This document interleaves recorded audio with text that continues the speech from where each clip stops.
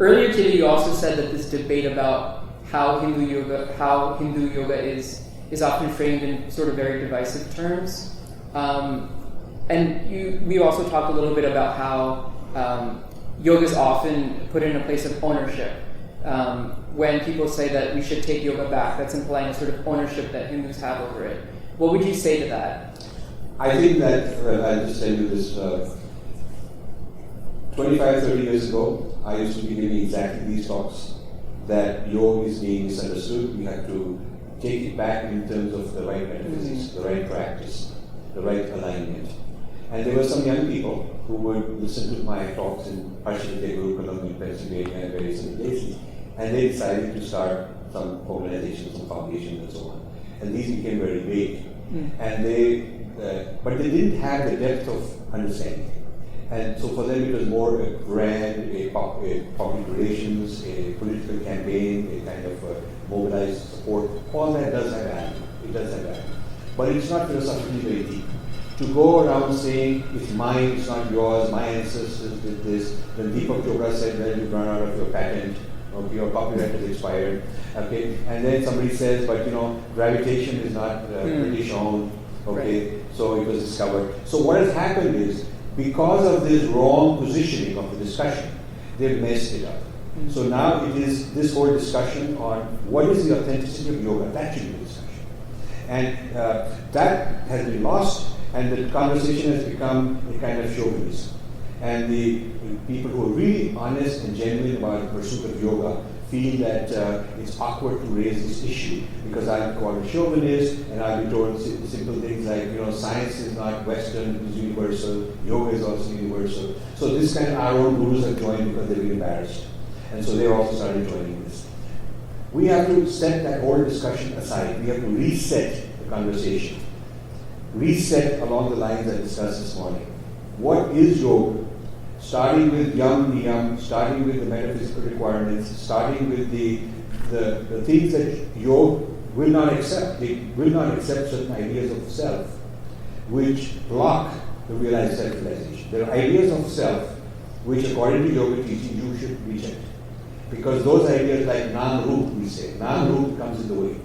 So this whole grand narrative of history of God and prophets as some kind of an ultimate reality, and this very fearful hell that you might go to because of eternal damnation and original sin. These are things that are not yogic, they block yoga. So we have to define and locate and position yoga very respectfully using the understanding of what it is, rather than throwing brand names like it's Indian or Hindu or all that. Now, if you, just like the conversation starting with who am I, leads to God, but you don't start it there, similarly the conversation on yoga, starting with what I'm talking about, leads to an understanding of how inseparable it is from Vedic tradition. But it doesn't start there as a chauvinistic thing. It doesn't start there, it's mine, who the heck are you, kind of thing. It starts with, let's understand what it is. What are the principles that you are non-negotiable? What are the non-translatables that you just can't translate, like the mantras? Why that is so? And once you establish that, then it becomes very clear what is compatible, what is not compatible. I'll give you an anecdote. There's a Tibetan Buddhist teacher called Thai Situ Rinpoche. He's one of the top 2 or 3 in Tibetan Buddhism.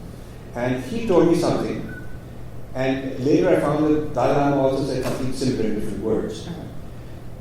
Somebody asked him, a Westerner asked Thai Situ Rinpoche, are Buddha and Jesus the same? Okay, that kind of question. And he gave a very nice answer. He said, I can tell you about Buddha, and then you can decide whether Jesus is the same.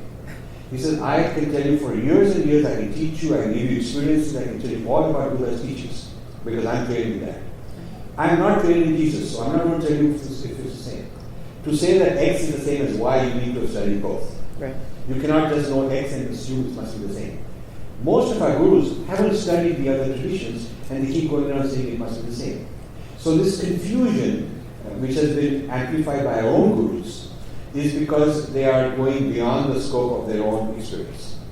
So that's what I would say, that to take this yoga back, we should reset that, we should change the vocabulary, we should create a new vocabulary that first locates explains yoga in its broadest sense, and what are the mandates, what are the do's and don'ts, what are the non-negotiable things.